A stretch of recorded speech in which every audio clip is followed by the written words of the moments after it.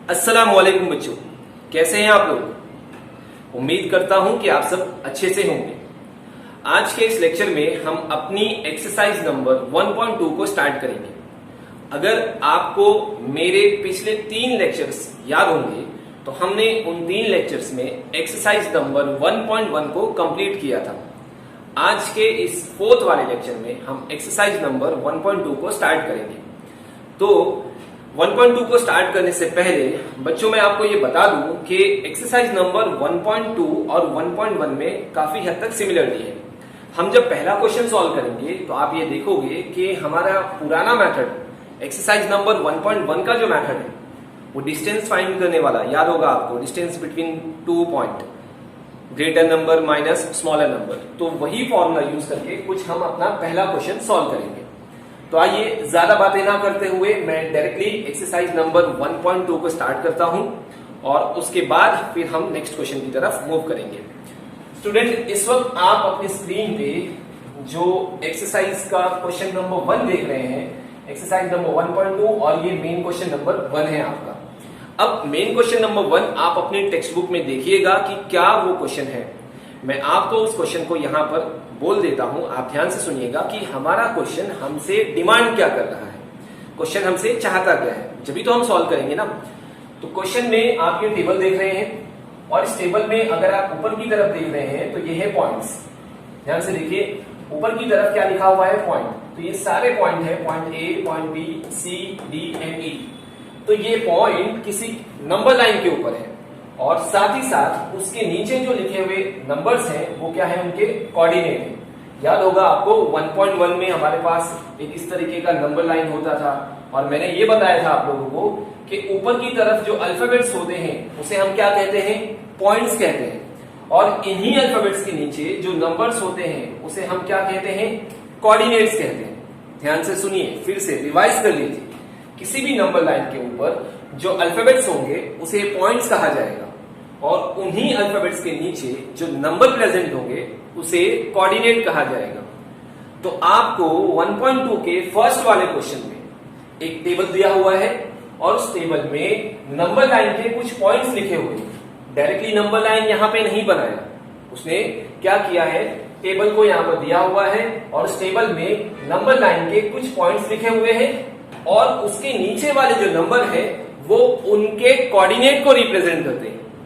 तो आपको क्वेश्चन समझ में आया, ऊपर क्या है, सारे पॉइंट्स हैं, नीचे क्या है, उनके कोऑर्डिनेट है। अब हमको करना क्या है, ये तो समझ में आ गया कि टेबल में क्या दिया हुआ है, पॉइंट्स और कोऑर्डिनेट। अब हमको सॉल्व क्या करना है, क्वेश्चन में सॉल्व क्या करना है। तो बच्चों मैं आपको ये बता दूं कि हमसे वो ये डिमांड कर रहा है कि जो नीचे दिए हुए क्वेश्चंस हैं, segment DE and segment A B, फिर हमारा क्वेश्चन नंबर 3 है segment BE and segment AD.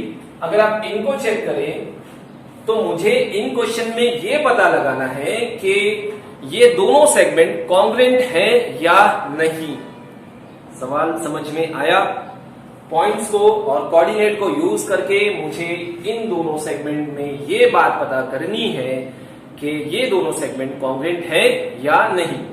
तो स्टूडेंट यहां पर मैं एक और वर्ड को यूज करना चाहूंगा, कॉन्ग्रुएंट। वैसे तो आपने ये 7, 6 और 8 में पढ़ा ही होगा, आप सब जानते होंगे मीनिंग ऑफ कॉन्ग्रुएंट क्या होता है। कॉन्ग्रुएंट का मतलब जो एग्जैक्टली क्या है, इक्वल होता है। फॉर एग्जाम्पल, अगर मेरे पास कोई एक सेगमेंट है, सेगमेंट ए बी, इसका लेंथ है 5 सेंटीमीटर, और मेरे पास एक दूसरा सेगमेंट है सेगमेंट डी सी डी, इसका भी लेंथ है 5 सेंटीमीटर, तो मैं इसे इस तरह लिख सकता हूं, segment A B is congruent to segment C D. आप ध्यान से देखो, कॉन्ग्रुएंट की सिंबल इक्वल टू बनाना है और इसके ऊपर इस तरह का सिंबल यूज करना है। इसको क्या पढ़ोगे आप, कॉन्ग्रुएंट का साइन पढ़ा जाता है। तो आपको कॉन्ग्रुएंट का मतलब भी बता दिया, कोई नया वर्ड नहीं था लेकिन फिर भी यहां पर हमने उसे देख लिया। अब एक बार फिर से मैं आपको क्वेश्चन स्टार्ट कर दूं, उसके बाद हम इसको सॉल्व करते हैं। तो क्वेश्चन में क्या है, कुछ पॉइंट्स हैं, उनके नीचे कोऑर्डिनेट्स है और हमें ये चेक करना है कि ये दोनों सेगमेंट कॉन्ग्रुएंट हैं या नहीं, और फिर ये दोनों सेगमेंट कॉन्ग्रुएंट हैं या नहीं। सवाल समझ में आया, पक्का ना। आगे बढ़ूं, चलिए एक बार फिर मैं आपको क्वेश्चन समझा देता हूं, ध्यान से सुनिएगा। क्या है क्वेश्चन में, एक टेबल है टेबल में क्या लिखा हुआ है, सब पॉइंट्स लिखे हुए हैं। पॉइंट्स के नीचे क्या है, पॉइंट्स के नीचे कोऑर्डिनेट्स हैं। टेबल समझ में आ गया। अब उसके बाद क्या करना है, तो इसी टेबल को यूज करके हमें ये पता लगाना है कि सेगमेंट डीई और सेगमेंट ए बी कॉन्ग्रुएंट है या नहीं। समझ में आया। उसी तरीके से यहां थर्ड क्वेश्चन है, segment BE and segment A D ये भी कॉन्ग्रुएंट है या नहीं। तो क्वेश्चन नंबर 1 में हमारे पास टोटल 3 क्वेश्चन थे, जिसमें से फर्स्ट और थर्ड वाला क्वेश्चन मैंने यहां पर बोर्ड पे लिया। सेकंड वाला क्वेश्चन आपको खुद से सॉल्व करना है, सिमिलर है इसलिए 3 में से 2 मैं कराऊंगा, 1 आप करेंगे। आई बात समझ में। चलिए सॉल्व करना स्टार्ट करते हैं, देखते हैं कि कैसे इसे सॉल्व किया जाएगा। तो बच्चों मैं आपको एक बात ये बता दूं कि पूछा तो ये गया है सवाल में, क्वेश्चन में पूछा तो ये गया है कि पता लगाइए कि ये दोनों सेगमेंट कॉन्ग्रुएंट हैं या नहीं। अब दिमाग में क्वेश्चन आता है कि कैसे पता लगाएंगे, कब हम बोलेंगे कि वो कॉन्ग्रुएंट है या नहीं। समझ में आ रहा है, आएगा ना दिमाग में सवाल कि हम ये कब बोलेंगे कि ये दोनों सेगमेंट कॉन्ग्रुएंट है या नहीं। तो आपको ये छोटा वाला एग्जांपल याद होगा। मैं क्या बोला था, मैंने आपको कहा था कि अगर कोई सेगमेंट का लेंथ ध्यान से सुनिए वर्ड को, सेगमेंट का लेंथ अगर 5 सेंटीमीटर है और किसी दूसरे सेगमेंट का लेंथ भी 5 सेंटीमीटर है, तो अगर दोनों सेगमेंट का लेंथ इक्वल है तो दोनों सेगमेंट को क्या बोलेंगे, हम कॉन्ग्रुएंट बोलेंगे। ध्यान से सुनिए, अगर आपको किसी भी 2 सेगमेंट का लेंथ इक्वल दिखता है तो आप उन दोनों सेगमेंट को कॉन्ग्रुएंट बोल सकते हो। समझ में आई बात। तो हमारे पास ये 2 सेगमेंट है, सेगमेंट डीई और सेगमेंट एबी। तो अब हम क्या करेंगे, पहले तो इन दोनों सेगमेंट का लेंथ मालूम करेंगे, क्योंकि हमारे पास लेंथ कहीं दिया हुआ नहीं है। ध्यान से सुनिए, हमारे पास इन दोनों सेगमेंट का लेंथ है क्या, कहीं पर नहीं है। तो हमारा सबसे पहला काम क्या होगा, ध्यान से सुनिए, मैंने क्वेश्चन को सॉल्व करना स्टार्ट कर दिया है। तो हमारा फर्स्ट क्वेश्चन में और सेकंड क्वेश्चन में और थर्ड क्वेश्चन में एक ही जैसे स्टेप होंगे। पहला स्टेप ये होगा, स्टेप ध्यान से सुनिए, कि सबसे पहले हम सेगमेंट डीई और सेगमेंट एबी या जो भी नाम होंगे उनके लेंथ फाइंड करेंगे, और लेंथ फाइंड करने के बाद अगर एक बार दोनों का लेंथ इक्वल है तो सेगमेंट कॉन्ग्रुएंट। समझ में आया, लेंथ इक्वल तो सेगमेंट कॉन्ग्रुएंट। तो ये रहा आपका सॉल्व करने का तरीका, जिसे मैंने ओरली यहां समझाया। प्रेजेंटेशन बाकी है। देखिए मैंने लास्ट लेक्चर में आप लोगों से कहा था कि जितना अच्छा प्रेजेंट करोगे उतने आपको कंप्लीट मार्क्स मिलने के चांसेस होते हैं। तो प्रेजेंटेशन तो बाकी है, पहले मैं आपको क्वेश्चन समझा रहा हूं, उसके बाद में उसको सॉल्व करने का तरीका ओरली बता रहा हूं। एक बार मैं फिर आपको बता दूं कि इन क्वेश्चंस में हमको करना क्या था। पॉइंट दिए हुए थे, कोऑर्डिनेट दिए हुए थे, इनका यूज करके इन दोनों सेगमेंट को ये चेक करना था कि ये दोनों कॉन्ग्रुएंट है या नहीं। उसी तरीके से इस क्वेश्चन में भी ये चेक करना होगा कि दोनों सेगमेंट कॉन्ग्रुएंट है या नहीं। तो अब मैं ये उम्मीद करूं कि 4 बार या 5 बार क्वेश्चन रिपीट करने के बाद आपको क्वेश्चन तो जरूर समझ में आया होगा। और अब हम देखते हैं उसका सॉल्यूशन करने का तरीका। ओरली ध्यान से सुनिएगा।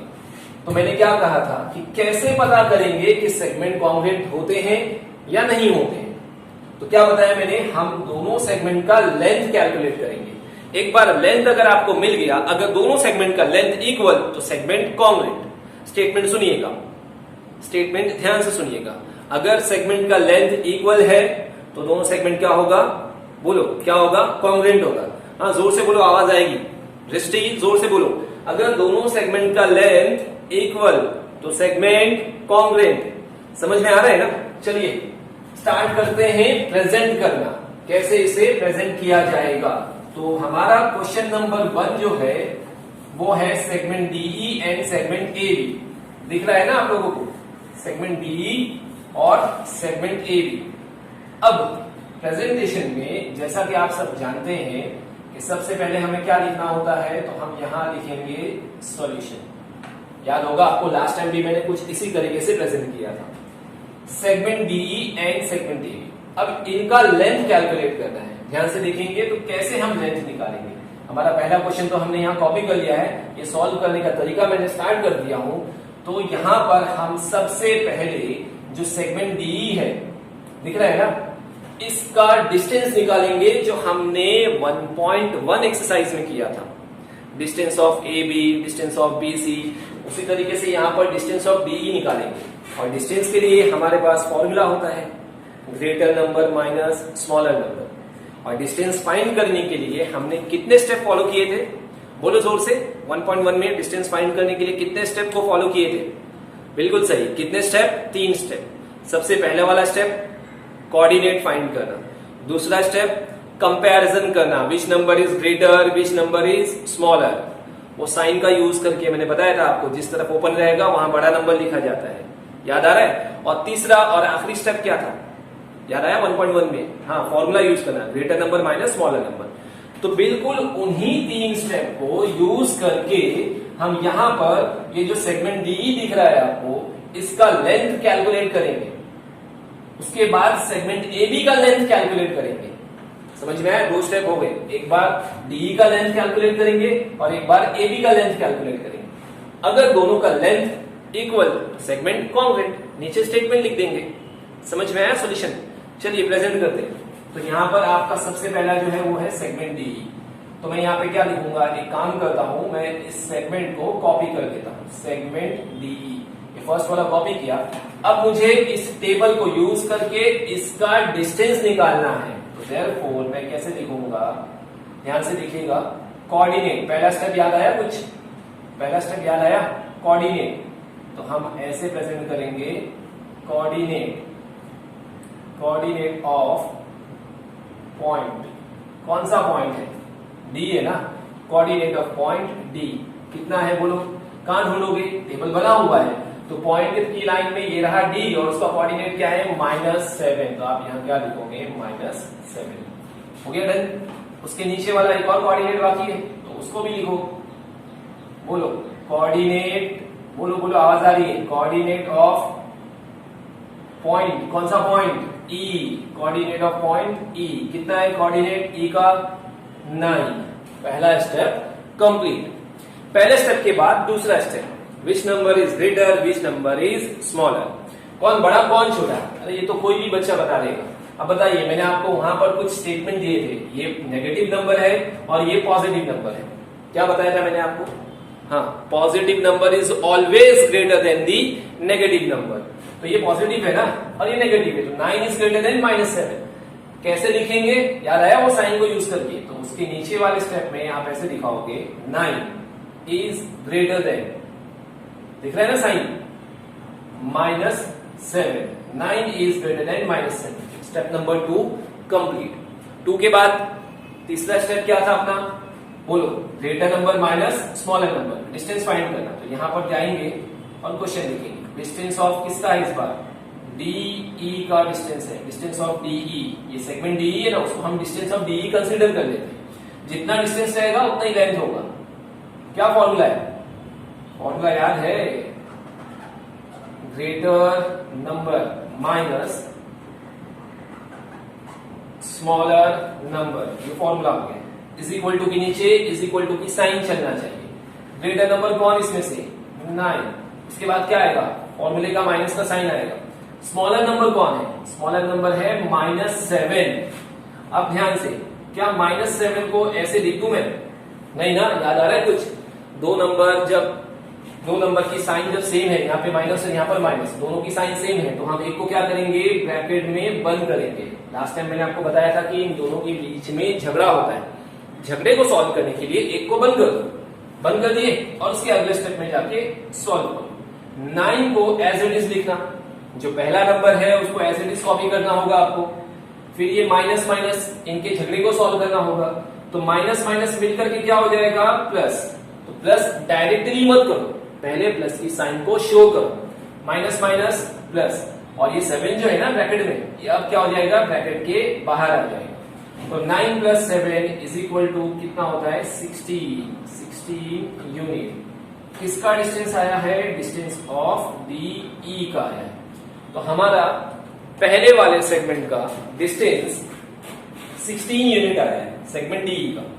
ठीक है।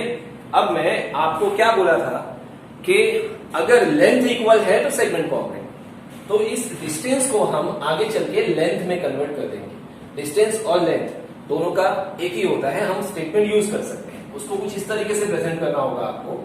यहाँ पे नेक्स्ट वाली लाइन में therefore length of DE is equal to 16 unit, और ये आपका इक्वेशन नंबर 1 दिख रहा है ना। डिस्टेंस फाइंड करने के बाद उसको आप क्या लिखाओगे, length of DE is equal to 16 unit. तो हमें फर्स्ट वाले सेगमेंट का लेंथ मिल गया, कितना मिल गया, 16 यूनिट। क्या हमारे पास सेकंड वाले सेगमेंट का लेंथ आया, नहीं ना। तो अब हम सेकंड वाला सेगमेंट जो है AB, उसको बिल्कुल इसी तरीके से उसका लेंथ फाइंड करेंगे, और फाइंड करने के बाद दोनों को कंपेयर करेंगे। अगर लेंथ इक्वल तो सेगमेंट कॉन्ग्रुएंट। समझ में आ गई बात। चलिए बढ़ते हैं। अब इसके नीचे मैं सॉल्व नहीं कर रहा हूं, यहां पर आपको दिखेगा नहीं, तो इसलिए मैं इस क्वेश्चन को इसके आगे कंटिन्यू करता हूं यहां पर, और ये जो लिखा हुआ क्वेश्चन है उसको मैं रफ करता हूं, ठीक है। बाद में हम इसको वापस लिख लेंगे। क्वेश्चन नंबर फर्स्ट का सेकंड वाला सेगमेंट, क्या नाम है उसका, सेगमेंट AB नाम है। तो सबसे पहले मैं यहाँ पे उसको कॉपी करूंगा, सेगमेंट AB, ये मेरा कॉपी हो गया। ध्यान रखिए ये कंटिन्यू क्वेश्चन है, बीच में लाइन बनी हुई है, तो इसका मतलब दो अलग अलग क्वेश्चन नहीं है। यहाँ पर आपको नीचे लिखूंगा तो ज्यादा दिखेगा नहीं, इसलिए मैं इसको यहाँ कंटिन्यू कर रहा हूँ, ध्यान से समझिए। तो इस क्वेश्चन में जो सेकंड वाला सेगमेंट था AB, वो लिख लिया। अब क्या करना है, बिल्कुल ऐसे ही स्टेप को फॉलो करना है। क्या निकालना है, इसका डिस्टेंस निकालना है। चलिए स्टार्ट करते हैं। पहला स्टेप आपको याद होगा, क्या बोलो, कोऑर्डिनेट ना। कैसे लिखेंगे, कोऑर्डिनेट ऑफ पॉइंट, कौन सा पॉइंट इसमें, A। Coordinate of point A is equal to कितना है, बोलो टेबल में देख के बोलो। A का कोऑर्डिनेट है -3। उसके बाद सेम इसके नीचे वाला statement, coordinate of point B का कोऑर्डिनेट क्या है, 5। यहां क्या लिखोगे आप, 5। समझ में आ गया। तो ये कोऑर्डिनेट हो गया। कोऑर्डिनेट के बाद क्या, वही सेकंड वाला स्टेप, कंपैरिजन, ग्रेटर नंबर और स्मॉलर नंबर, कौन बड़ा कौन छोटा। ये 5 पॉजिटिव है, ये नेगेटिव है। Positive number is always greater than the negative number, therefore यहां पर हम लिखेंगे 5 इज ग्रेटर देन -3। सेकेंड वाला स्टेप कंप्लीट। अब कौन से स्टेप पे, थर्ड वाले स्टेप पे, ये वाला डिस्टेंस फाइंड करना। किसका डिस्टेंस फाइंड करना है, distance of A, B। Formula बोलो फॉर्मूला, जोर से बोलो, आवाज आ रही है। Greater number minus smaller number, ये हो गया फॉर्मूला। इज इक्वल टू के नीचे इक्वल्स टू की साइन, ग्रेटर नंबर कौन, 5, बीच में फॉर्मूले का माइनस। आसान से क्वेश्चन है, एक ही जैसे स्टेप है, इसलिए मैं कंटिन्यूसली चल रहा हूं, ठीक है ना। पहले भी हम कर चुके हैं और अभी भी हम कर चुके हैं, इसलिए थोड़ा रुक नहीं रहा हूं। आप ध्यान से देखते जाइए और आवाज को सुनते जाइए। ग्रेटर नंबर कौन, 5, बीच में क्या आएगा, फॉर्मूले का माइनस। स्मॉलर नंबर कौन, -3। तो क्या मैं उसे ऐसे लिखूं, नहीं ना, ब्रैकेट में बंद करेंगे। इज इक्वल टू के नीचे इज इक्वल टू की साइन।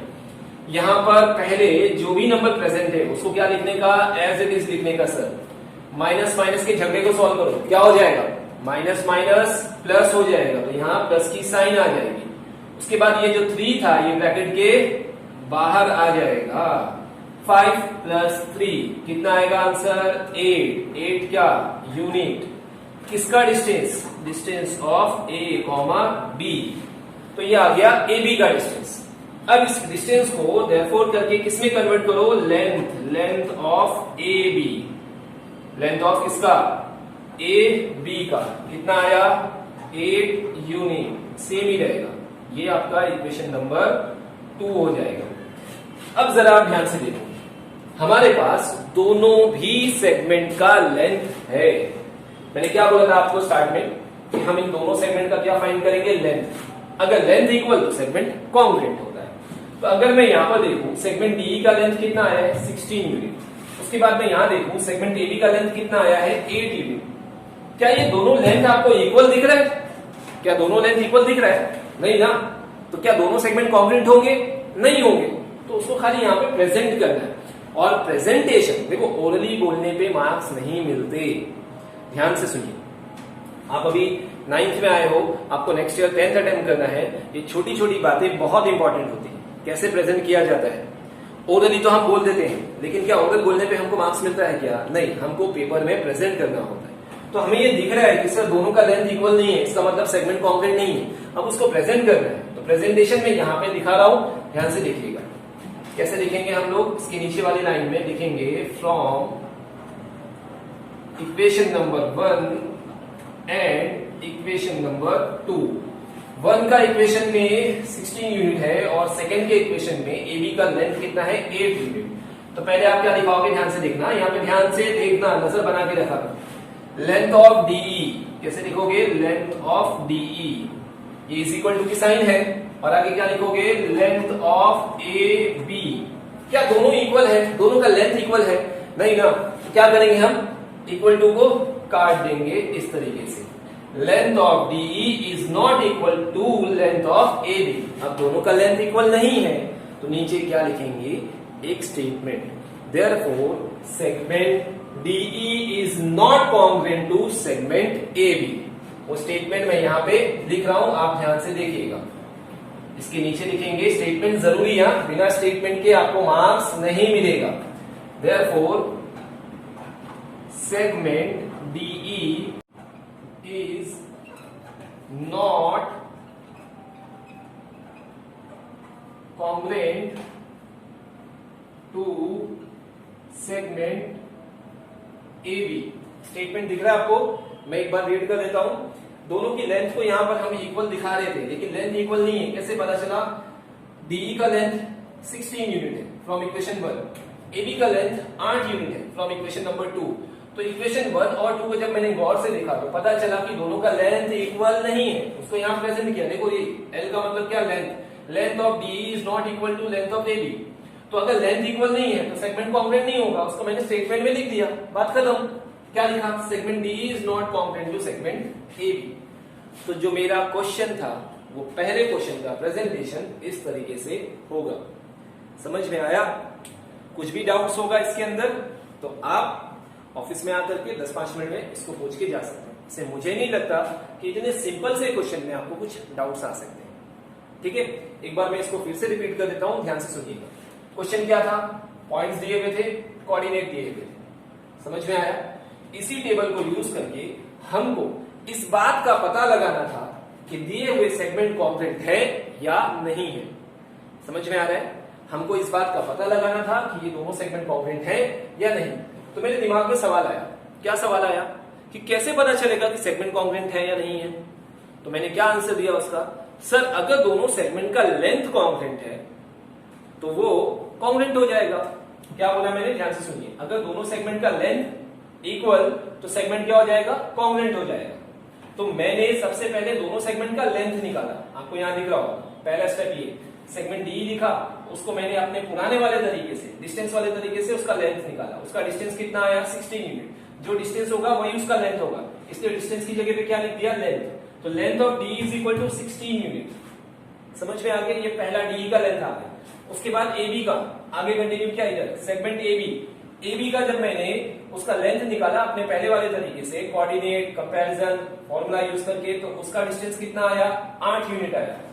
जो डिस्टेंस है वही उसका लेंथ होगा। तो लेंथ ऑफ AB कितना आ रहा है? 8 यूनिट। लेंथ ऑफ DE कितना आया? 16 यूनिट। दोनों भी सेगमेंट का लेंथ इक्वल नहीं है, इसलिए दोनों सेगमेंट कॉन्ग्रुएंट नहीं होंगे। इस चीज को मैंने, ये जो है ना, ये 2-3 लाइन ये इंपॉर्टेंट है, ये अपना फाइनल रिजल्ट है, कंक्लूजन। इसी पे आपको पूरे मार्क्स मिलेंगे। तो from equation 1 and 2 length of DE is not equal to length of AB। Therefore, segment DE is not congruent to segment AB। और यहां पर आपका पहला क्वेश्चन कंप्लीट होता है। आ रही है बात समझ में? ये रहा आपका पहला क्वेश्चन। अब इसके बाद इस क्वेश्चन में क्वेश्चन नंबर 2 है और क्वेश्चन नंबर 3 है।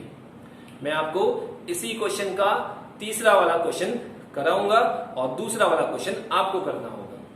ठीक है? तो आइए स्टूडेंट, अब हम अपने फर्स्ट वाले क्वेश्चन के सब क्वेश्चन नंबर 3 को सॉल्व करते हैं। मैं फिर बता दूं कि पहला मैंने बोर्ड पे आपको कराया था, वो आपको लिखना है। सेकंड वाला भी आपको करना है और उसके बाद थर्ड वाला भी मैं यहाँ पर आपको बोर्ड पे सॉल्व करा देता हूँ। 2 क्वेश्चन मैं सॉल्व कराऊंगा, एक आपको करना होगा। उसके बाद उसको होमवर्क बुक में अच्छे से प्रेजेंट करके आपको व्हाट्सएप करना है, ताकि मैं देख सकूं कि हाँ सभी ने होमवर्क किया या नहीं। तो आइए क्वेश्चन की तरफ बढ़ते हैं। क्वेश्चन नंबर 3 आपको दिखा होगा, segment BE and segment AD. Segment BE and segment AD, इसको चेक करना है कि whether these segments are congruent और नॉट। समझ में आ रहा है कि ये सेगमेंट कॉन्ग्रुएंट है या नहीं है, और उसके लिए किसका हेल्प लेना होगा? टेबल का हेल्प लेना होगा, जैसे हमने पहले क्वेश्चन में किए थे। समझ में आया? आइए बढ़ते हैं। तो सबसे पहले क्या करना होगा? कितने स्टेप थे अपने पास? 3 स्टेप इसमें भी है। सर सबसे पहले दोनों सेगमेंट के लेंथ फाइंड करो, पहले बीई का फाइंड करो स्टेप नंबर 1 में, स्टेप नंबर 2 में एडी का फाइंड करो, और उसके बाद फाइनल कंक्लूजन, अगर लेंथ इक्वल तो सेगमेंट कॉन्ग्रुएंट। स्टेटमेंट भूलने का नहीं, अगर लेंथ इक्वल तो सेगमेंट कॉन्ग्रुएंट। आइए स्टार्ट करते हैं। सबसे पहला सेगमेंट बीई और सेगमेंट एडी, ये हमारा क्वेश्चन नंबर 3। इसमें से मैंने पहला वाला कॉपी कर लिया, कौन सा? बीई। अब बीई का लेंथ कैसे फाइंड करेंगे? तो 1.1 पे जाने का। 1.1 में हमने डिस्टेंस फाइंड किए थे ना, वही वाला मेथड यूज करो। उसमें कितने स्टेप थे? 3 स्टेप। सबसे पहले कोऑर्डिनेट निकालने का, यहाँ पर आपको लिखा हुआ क्या है? Segment BE. तो बीई का कोऑर्डिनेट कैसे निकालेंगे? कोऑर्डिनेट ऑफ पॉइंट क्या आएगा? बोलिए यहाँ पर, कोऑर्डिनेट ऑफ पॉइंट बी। तो बी का कोऑर्डिनेट कहां मिलेगा? इस टेबल में। बी कितना दिया हुआ है? 5 दिया हुआ है। कोऑर्डिनेट ऑफ पॉइंट बी के बाद कौन सा है? ई। ई का कोऑर्डिनेट टेबल में देखो कितना है? 9 है। गुड, पहला स्टेप कंप्लीट। इसके बाद सेकंड वाला स्टेप, कंपैरिजन करना, which number is greater number, which number is smaller. अब कोई भी बताएगा, नसीम भूलना तो इसमें से कौन सा नंबर बड़ा है, कौन सा नंबर छोटा है? 9 इज ग्रेटर देन 5। 9 बड़ा होता है, 5 छोटा होता है, हम सब जानते हैं। इन सारी छोटी छोटी चीजों में मैं टाइम वेस्ट नहीं करूंगा। 9 इज ग्रेटर देन 5 कैसे प्रेजेंट करना है वो आपको पता हो गया होगा। हमेशा जिस तरफ इस साइन का ऐसे ओपन वाला पार्ट रहेगा, यानी जिसको मैंने लास्ट टाइम क्रोकोडाइल का मुंह वाला बोला था कि अगर मगरमच्छ का मुंह ओपन है तो उस तरफ बड़ा नंबर लिखना, और जहां पॉइंटेड पार्ट है वहां पर छोटा नंबर लिखेंगे। तो 9 इज ग्रेटर देन 5 ये हमने प्रेजेंट कर दिया अपने स्टेप नंबर 2 में। तीसरा स्टेप याद होगा आपको, डिस्टेंस फाइंड करना, greater number minus smaller number. यहाँ पे इसको प्रेजेंट करते हैं। देयरफॉर डिस्टेंस, किसका डिस्टेंस? बीई का। तो बी कॉमा ई। डिस्टेंस लिखने के टाइम पे आपको दोनों के बीच में कॉमा यूज कर रहे हो, ठीक है? डिस्टेंस ऑफ बीई, फॉर्मूला लो, क्या फॉर्मूला था? Greater number minus smaller number, ये हो गया फॉर्मूला। इज इक्वल टू के नीचे is equal to sign, greater number कौन है? 9 है। बीच में क्या आएगा? माइनस की साइन, वो यहां पर कॉपी हो जाएगी। स्मॉलर नंबर कौन है? 5 है, तो स्मॉलर नंबर 5। समझ में आया? फिर से इज इक्वल टू, ये स्ट्रेट चलना चाहिए, बार बार बोलता हूं मैं।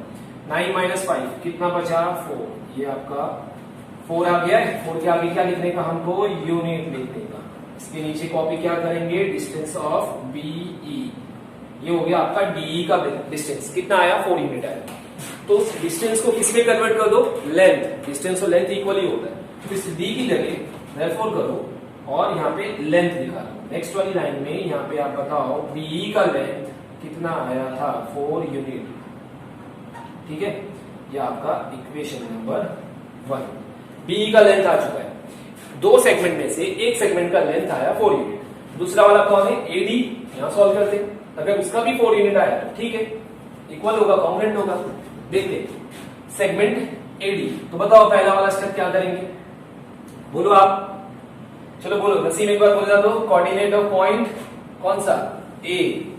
ए का कोऑर्डिनेट ढूंढो यहाँ टेबल में। ए का कोऑर्डिनेट है -3, तो यहाँ प्रेजेंट करेंगे -3। कोऑर्डिनेट ऑफ पॉइंट कौन है? डी। तो डी यहाँ पे लिखो पहले। डी का कोऑर्डिनेट क्या है? -7, ठीक है? सलमान जोर से बोलना। तो अब पहला वाला स्टेप हो गया, कंपैरिजन करेंगे, which number is greater number, which number is smaller number. बताना तो मेरे को जरा कौन सा बड़ा है कौन सा छोटा है। दोनों नेगेटिव है, ध्यान से। मैंने पिछली बार आपको समझाया था कि अगर दोनों नेगेटिव नंबर होंगे तो नेगेटिव में जो छोटा होता है रियल में वो बड़ा होता है। याद आया स्टेटमेंट? अब नेगेटिव में आपको कौन सा छोटा दिख रहा है? -3। तो -3 क्या होगा? किससे बड़ा होगा? -7 से बड़ा होगा। तो उसको कैसे प्रेजेंट करोगे आप? यहां पर देयरफॉर जाओगे और -3 इज ग्रेटर देन -7। समझ में आया? स्टेप नंबर 2 भी अपना क्या हो गया, कंप्लीट हो गया। -3 इज ग्रेटर देन -7। इतना करने के बाद अपना तीसरा वाला स्टेप, डिस्टेंस वाला। डिस्टेंस किसका निकालना है, बोलो तो, distance of A comma D, distance of A D. Formula याद है सभी को, बोलो जोर से, बोलो, greater number minus smaller number. Formula लिख दिए। फॉर्मूला लिखने के बाद प्रेजेंटेशन, ग्रेटर नंबर कौन है ग्रेटर, -3, तो यहां सबसे पहले -3, फिर बीच में क्या आएगा, फॉर्मूले का माइनस का साइन आएगा, तो ये फॉर्मूले का माइनस का साइन।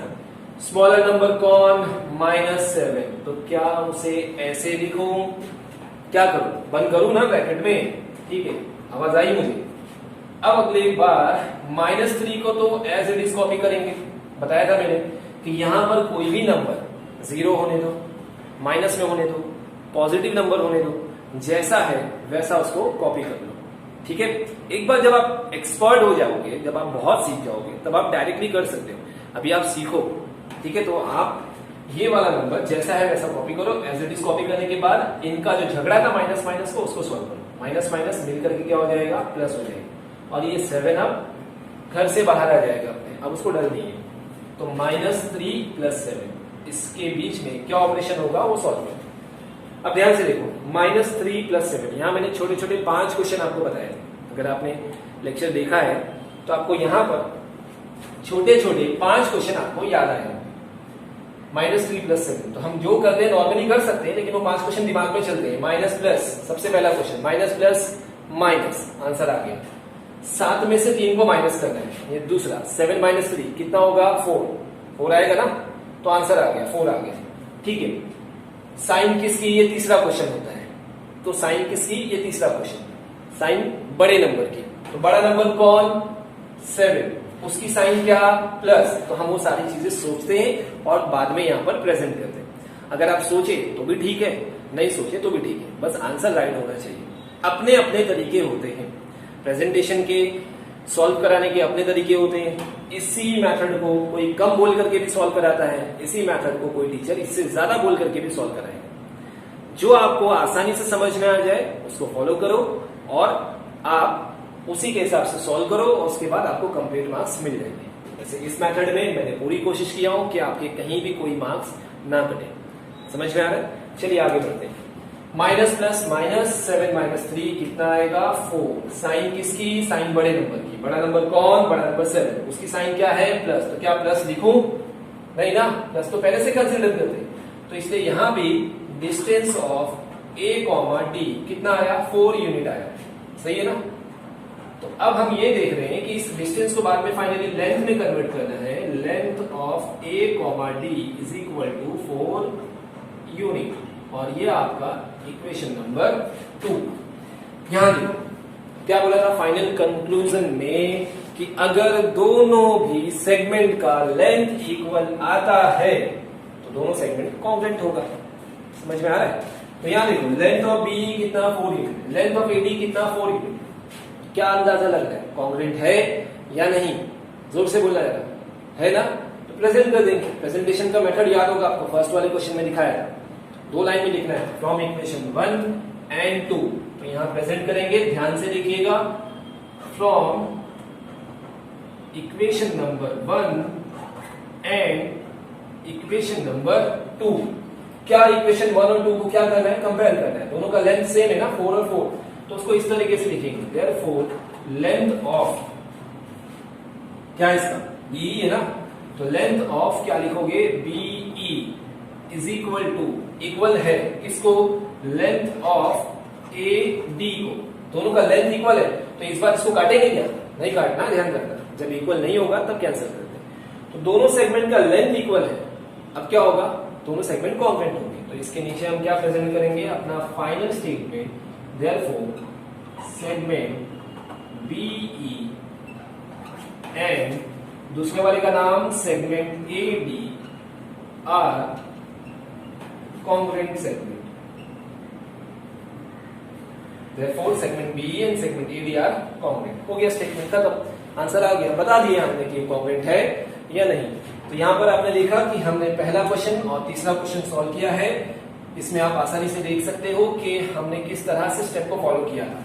पहले हमने क्या किया कि जो भी सेगमेंट है उसका लेंथ निकाला, और लेंथ निकालने का अपना पुराना वाला मेथड यूज किया, डिस्टेंस कैलकुलेट करने का। डिस्टेंस कैलकुलेट किया, यहां तक डिस्टेंस आ गया, उस डिस्टेंस को लेंथ में बदल दिया, ये हो गया आपका पहला। उसके बाद दूसरा जो सेगमेंट है सेम मेथड में सॉल्व किया, उसका डिस्टेंस कितना आया 4 यूनिट, उस डिस्टेंस को लेंथ में कैलकुलेट बदल दिया, और ये आपका दूसरा स्टेप कंप्लीट हो गया। दोनों स्टेप के बाद हमको कंपैरिजन करना है कि दोनों का लेंथ इक्वल है तो सेगमेंट कॉन्ग्रुएंट होगा, लेंथ इक्वल नहीं है तो सेगमेंट कॉन्ग्रुएंट नहीं होगा। पहले वाले क्वेश्चन को जो मैंने सॉल्व कराया था उसमें लेंथ इक्वल नहीं था, एक का 16 था और एक का 8 था, तो सेगमेंट कॉन्ग्रुएंट नहीं था। सेकंड वाले क्वेश्चन में मैं ये देख रहा हूं इसका लेंथ 4 है और इसका लेंथ भी 4 यूनिट है, इसलिए from equation 1 and 2 length of BE is equal to length of AD, दोनों का लेंथ इक्वल है, therefore segment BE and AD are congruent segment. खत्म। समझ में आया? सिंपल है ना?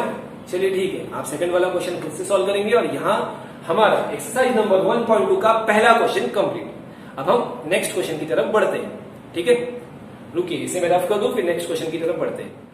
तो student, main question number 1 complete करने के बाद हम अपने main question number 2, main question number 3 और मेन क्वेश्चन नंबर 4 की तरफ बढ़ते हैं।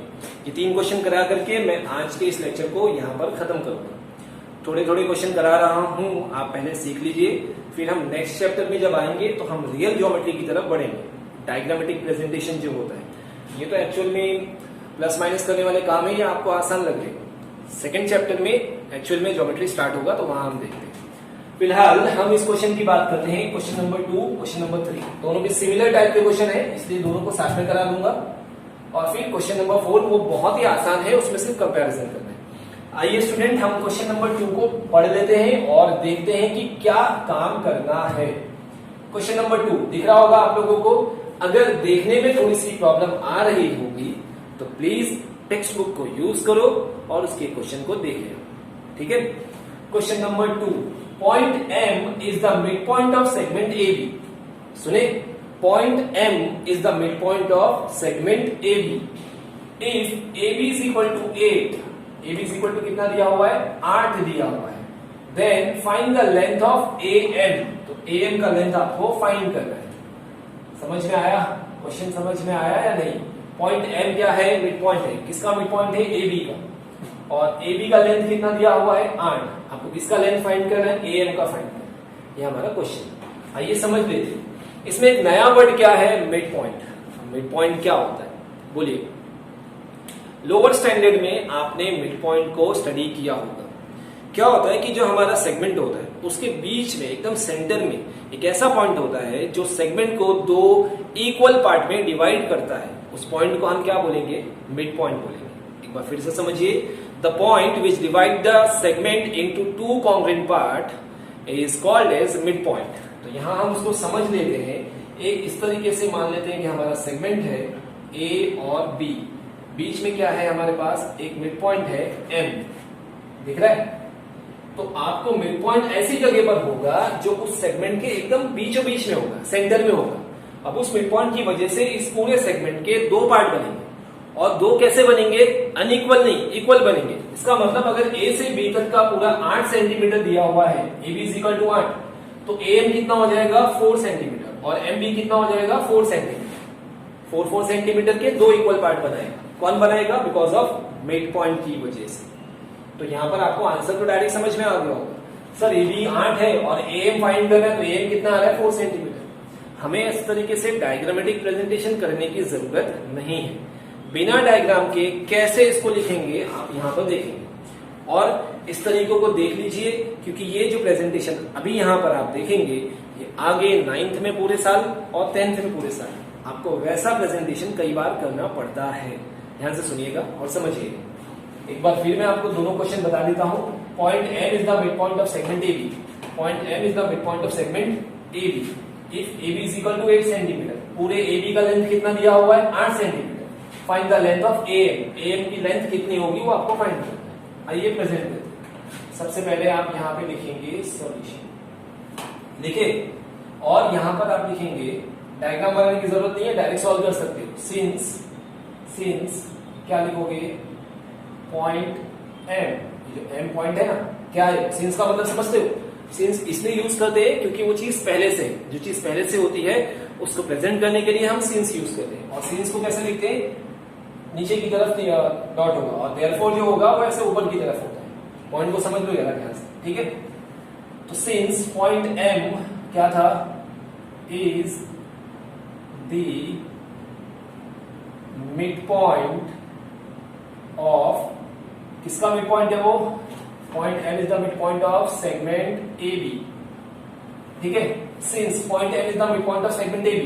अब ये मैंने अपने घर से लेके नहीं आया, ये कहां पर इंफॉर्मेशन है, क्वेश्चन में लिखा हुआ है। पॉइंट M क्या है, मिड पॉइंट है, उसी को मैंने कॉपी कर लिया। Since point M is the mid point of segment AB, और हम जानते हैं कि अगर मिड पॉइंट है तो वो क्या करेगा, पूरे सेगमेंट को आधे आधे पार्ट में डिवाइड करेगा ना। तो इस तरीके से दो पार्ट बनेगा, AM हाफ होगा और MB हाफ होगा। अब मैं उसको अलग तरीके से कैसे बोलूंगा, ध्यान से देखना, ध्यान से देखना। M is the midpoint of AB, therefore AM is half of AB। English में बोला बस और कुछ नहीं, AM is half of AB।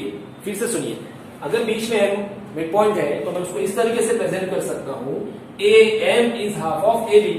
होगा या नहीं होगा, AM हाफ होगा, किसका होगा, AB का होगा, होगा या नहीं होगा। अगर थोड़ा जल्दबाजी में बोल रहा हूं तो सुनिए फिर से। If M is the midpoint of AB, therefore AM यहां से लेकर के यहां तक का डिस्टेंस, AM is का मतलब है, क्या है, हाफ, किसका हाफ, AB का हाफ।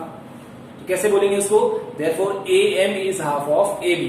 तो क्या उसे मैं यहां स्टेटमेंट के फॉर्म में लिखूं, नहीं, इसी स्टेटमेंट को मैथमेटिकल एक्सप्रेशन कैसे दिया जाता है वही चीज मैं यहां पर आपको बता रहा हूं। और मैंने वही चीज कहा कि 9th में बहुत बार यूज होगा, और वही चीज आपको 10th स्टैंडर्ड में भी बहुत बार यूज होने वाला है। तो देखिए ऐसे स्टेटमेंट को AM is half of AB, ये बोल रहा हूं मैं ओरली, लेकिन इसको मैथ्स के फॉर्म में कैसे लिखूंगा, ध्यान से देखो। इसके नीचे आप therefore करो, since therefore since AM is की जगह पे is equal to half of, AM is half of की जगह पे क्या यूज करोगे, मल्टीप्लाई। हाफ को मतलब समझते ना कैसे लिखते हैं, 1/2 का मतलब हाफ होता है, आपको नहीं पता है तो सुन लो। 1/2 का मतलब क्या होगा, half. AM is half of किसका, AB। तो ये वो मैथमेटिकल फॉर्म है उस स्टेटमेंट का जिसको मैंने बोला AM is half of AB। बोलते हैं हम किस में, इंग्लिश में, लिखते हैं मैथ्स के फॉर्म में। ये प्रेजेंटेशन सीख लो, आपको बहुत बार यूज हो सकता है, ठीक है। और अपनी मर्जी से नहीं होगा, जब ये स्टेटमेंट कब आएगा, जब कोई मिड पॉइंट होगा तो ही होगा, बिना मिड पॉइंट के आप ऐसे स्टेटमेंट यूज नहीं कर सकते, ठीक है। चलिए क्वेश्चन पे एक बार फिर से आते हैं। Since point M is the mid point of segment AB, यहाँ पे डायग्राम में आपको दिख रहा है, therefore AM is half of AB। अब हमको किसका लेंथ फाइंड करना है, AM का लेंथ फाइंड करना है। तो जो फाइंड करना है उसको एज इट इज कर लिखना होता है, तो नीचे कॉपी कर लिया। हाफ कांस्टेंट नंबर है, इज इक्वल टू के नीचे इज इक्वल टू, हाफ एक कांस्टेंट नंबर है वो अपनी जगह पे रहेगा, मल्टीप्लाई की जगह पे मल्टीप्लाई। और क्या हमारे पास AB की वैल्यू है ना, क्वेश्चन में AB इज इक्वल टू कितना दिया हुआ है, 8। तो इस AB की जगह पे उसका वैल्यू पुट करो, आंसर आपके सामने। Therefore AM is equal to 1 जा 2 4 जा, तो AM का आंसर कितना आएगा, AM is equal to 4 unit. Centimetre नहीं लिखा है इसलिए हम लोग यूनिट लिखे, अगर वहां सेंटीमीटर लिखा होता तो हम यहाँ सेंटीमीटर लिखते। तो लेंथ ऑफ AM फाइंड करने बोला था, तो AM is equal to 4 unit. Finally इसको ऐसे प्रेजेंट कर दो, length of AM is equal to 4 unit. हो गया आंसर, खत्म। सिंपल से क्वेश्चन, फर्स्ट वाला चैप्टर बहुत आसान है। इसी तरीके से छोटे छोटे क्वेश्चन से आप आसानी से सीख सकते हो, ठीक है। तो ये हो गया होगा। अब इसके बाद स्टूडेंट, इसके बाद हम बढ़ते हैं हमारे थर्ड वाले क्वेश्चन, बिल्कुल इसी तरीके से मैच करता है, इसलिए फटाफट इसको भी सॉल्व कर लेते हैं। क्वेश्चन देखते हैं, पॉइंट P, कौन सा point, P is the mid point of segment CD। तो इसको भी एक बार ऐसे बना के समझ लेते हैं। सेगमेंट का नाम क्या है, CD, इसका पॉइंट का नाम क्या दिया हुआ है, P दिया हुआ है, दिख रहा है। Point P is the mid point of segment CD, बन गया वहां पर। CP is equal to 2.5। इस बार आपको पूरा सेगमेंट नहीं दिया हुआ है, C से लेके P तक का डिस्टेंस दिया हुआ है, कितना दिया हुआ है, 2.5 दिया हुआ है, दिख रहा होगा। If CP is equal to 2.5, find length of CD। पूरा लेंथ ऑफ CD फाइंड करना है। चलो ओरली तो समझ में आ रहा होगा। आप सब जानते हैं कि पी मिड पॉइंट होने की वजह से इस पूरे सेगमेंट को दो इक्वल पार्ट बने होंगे। पहले का लेंथ कितना है 2.5, दूसरे का भी कितना होगा 2.5 और 2.5 प्लस करो कितना हो जाएगा 5 सेंटीमीटर। तो ये तो आंसर तो ओरली समझ में आ रहा है। फिर वही बात, ओरल पे तो मार्क्स नहीं मिलते, मार्क्स किस पे मिलेंगे, प्रेजेंटेशन पे मिलेंगे। तो आइए इस क्वेश्चन को प्रेजेंट करें। डायग्रामेटिक प्रेजेंटेशन इतना इंपॉर्टेंट नहीं है, इसलिए डायरेक्टली हम सॉल्यूशन स्टार्ट करेंगे। अगर मैं आपको नहीं भी दिख रहा हूं तो आप यहां पे ध्यान दो, क्या करना है अपने को, कौन सा पॉइंट है, सिंस पॉइंट P क्या है, is the mid point of किसका, mid point of segment CD। देखो सेम क्वेश्चन है, यहां पर भी मैंने इसका स्टेटमेंट लिखा, यहां पर भी ऐसा लिखो, since point P is the mid point of segment CD। अब वो CD का मिड पॉइंट हो गया, तो देयरफॉर क्या करेंगे हम लोग, बोलो यार, स्टेटमेंट आ रहा है मैथ्स का फॉर्म में, मैथमेटिकल एक्सप्रेशन जो बताया था, क्या बनाएंगे आप, देयरफॉर CP, यहां से स्टार्ट करेंगे, CP is half of CD। बिल्कुल ऐसे ही प्रेजेंटेशन करना, बोलो CP इज की जगह पे इज इक्वल टू, हाफ की जगह पर 1/2, ऑफ की जगह पे मल्टीप्लाई CD। एक बार फिर से सुनिए, CP is half of CD, फिर से सुनो, CP is half of CD। समझ में आया, ऐसे यहां पर था और ऐसे ही यहां पर है। अब आपको क्या फाइंड करना है, आपको CD फाइंड करना है। क्या CP का लेंथ है, ये रहा 2.5, तो इसके नीचे 2.5 इज इक्वल टू के नीचे इज इक्वल टू हाफ, एक कांस्टेंट नंबर है इसलिए सेम चलेगा, मल्टीप्लाई के नीचे मल्टीप्लाई, CD अपने को फाइंड करना है। तो जो चीज फाइंड करनी होती है उसको वैसे ही लिखते हैं, CD को सेम कॉपी कर दिया। अब स्टूडेंट ये बताइए कि CD आपको फाइंड करना है ना, तो CD को अकेला करना पड़ता, CD को अकेला करना होगा। जो चीज फाइंड करनी होती है उसे हम अकेला करते हैं, समझ में आ रहा है, तो CD को अकेला करेंगे। अब बताइए CD को अकेला करने के लिए ये जो 2 इधर क्या करना है, डिवाइड में, इसको यहां भेज दो, मल्टीप्लाई में हो जाएगा, तो CD अकेला हो जाएगा, और जब वो मल्टीप्लाई होकर के आपका आंसर आपके सामने हो जाएगा। छोटे छोटे से ये कैलकुलेशन है जो आप बहुत पहले सीख चुके हो, एक बार फिर यहाँ पे देखो, किसको अकेला करना है, CD को। CD को अकेला करने के लिए, CD को तो अकेला किया आपने, 2 इधर चले जाएगा, तो ये 2.5 मल्टीप्लाई बाय 2 हो गया। फाइनल आंसर बोलो कितना आएगा, 5 इज इक्वल टू CD। अब इसको ये उल्टा लिखा हुआ है ना, 5 इज इक्वल टू CD, इसको क्या करना है अपने को, सीधा करके लिखना है। किसका लेंथ फाइंड करना था, लेंथ ऑफ CD। तो आपको यहाँ पे दिख रहा है ना, यहाँ नहीं दिख रहा है तो मैं यहाँ ले लेता हूँ इसको।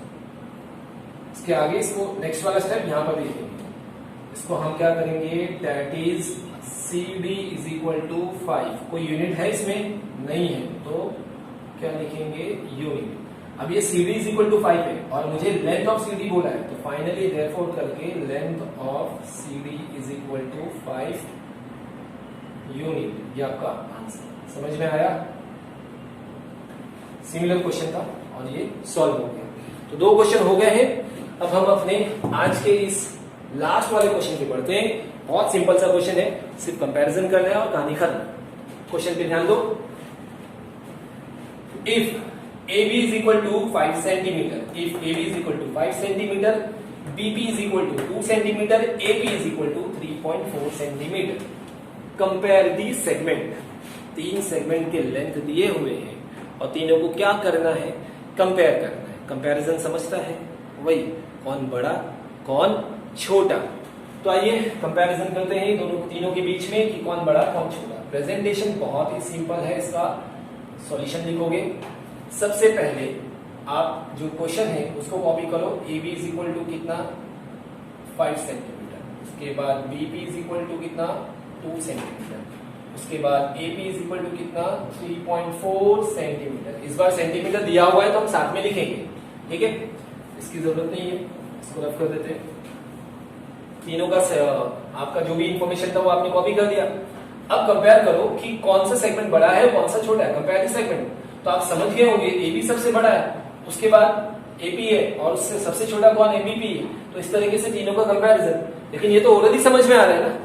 फिर वही बात, मार्क्स प्रेजेंटेशन पे मिलते हैं। आइए इसको प्रेजेंट करते हैं। तो जब आप इसको प्रेजेंट करोगे तो देयरफॉर सबसे पहले इनके नंबर को देखो। अच्छा एक बात मुझे आप बताओ, इन तीनों सेगमेंट को जब आप कंपेयर कर रहे थे तो आपने क्या देखा था? उनके नाम देखे थे या उनके नंबर देखे थे? जाहिर सी बात है नंबर को देखा होगा। तो जब हम कंपैरिजन करते हैं तो हम नाम पे ध्यान नहीं देते इतना, हमें नंबर ज्यादा इंपॉर्टेंट होता है।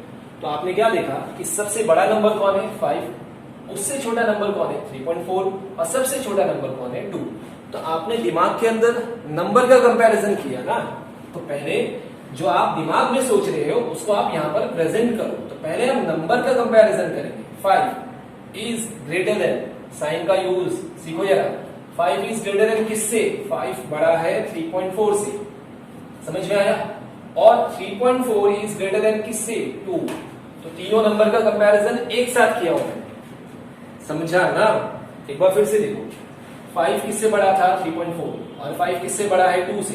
तो ये दोनों को रिप्रेजेंट करेगा। 5 is greater then 3.4, 5 is greater then 2। हो गया? 3.4 किससे बड़ा है 2 से, तो 3.4 इज ग्रेटर देन 2। अब ये 2 दोनों से छोटा है तो सबसे लास्ट में चले गए। तो मैंने नंबर को कंपेयर किया। अब नंबर को कंपेयर कर लिए, हमको क्या बोला है? कंपेयर दी सेगमेंट्स। अब सेगमेंट को कंपेयर कर दो, सिंपल सी बात है। इसके नीचे इसके सेगमेंट को लिख दो। देयरफॉर 5 वाला सेगमेंट कौन सा है? सेगमेंट ए बी, ये सबसे बड़ा होगा। 3.4 वाला सेगमेंट कौन सा है? Segment A P. और लास्ट वाला सबसे छोटा सेगमेंट कौन सा है? Segment B P. हो गया कंपैरिजन, समझ में आया? नंबर को कंपेयर करो, जो सबसे बड़ा है उसको यहाँ पे लिखो, जो सबसे छोटा है उसको लास्ट में लिखो, खत्म कहानी। क्वेश्चन नंबर 4 भी कंप्लीट। ठीक है, तो स्टूडेंट आज के इस लेक्चर में हमने 1.2 स्टार्ट किया। पहले क्वेश्चन में 2 क्वेश्चन सॉल्व किए, एक मैंने आपके लिए छोड़ा, दूसरा क्वेश्चन, तीसरा क्वेश्चन, चौथा क्वेश्चन आपके सामने मैंने अभी कराया। तो 4 क्वेश्चन तक हो चुका है। क्वेश्चन नंबर 5वां जो है वो भी आसान है, उसमें भी डिस्टेंस वगैरह ही फाइंड करना है, उसको हम नेक्स्ट लेक्चर में देखेंगे। ठीक है, आज के इस लेक्चर को मैं यहीं खत्म कर रहा हूं। खत्म करने से पहले मैं फिर आपको याद दिला दूं कि लेक्चर देखने के बाद अच्छे से प्रेजेंट करिए, साफ क्लीन फोटो लेकर के व्हाट्सएप करिए, हम उसको चेक कर सकते हैं कि आपने होमवर्क किया है या नहीं किया है। और अगर कुछ भी प्रॉब्लम्स आती है तब आप ऑफिस में आकर के भी पूछ सकते हैं। ऑफिस का टाइमिंग मॉर्निंग में 11 से लेकर के 1 बजे तक या 1:30 बजे तक, और इवनिंग में मगरिब की नमाज के बाद 7:30 से लेकर के 9:30 बजे तक होता है। समझ में आ गया? इसके बीच में भी आप कुछ भी डाउट्स होते हैं तो आप आकर के पूछ के क्लियर करके जा सकते हैं। ठीक है, और मैं आपसे ये भी कहूंगा कि इसके साथ ही आपको जो अदर सब्जेक्ट के लेक्चर्स के वीडियोस आपको आ रहे हैं उस पर भी ध्यान दीजिए और कोशिश करिए कि आप लोग उसके क्वेश्चन आंसर को पढ़ना स्टार्ट कर दें। बहुत जल्द ही हम आपके नोट्स आपको पहुंचा देंगे।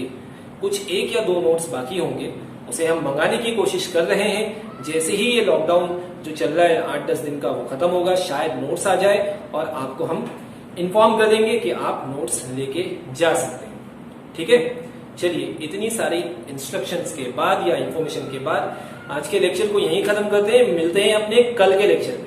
अस्सलाम वालेकुम।